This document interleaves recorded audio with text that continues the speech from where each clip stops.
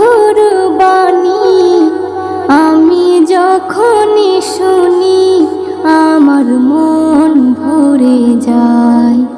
কোরআন মধুর বাণী আমি যখনই শুনি আমার মন ভরে যায়।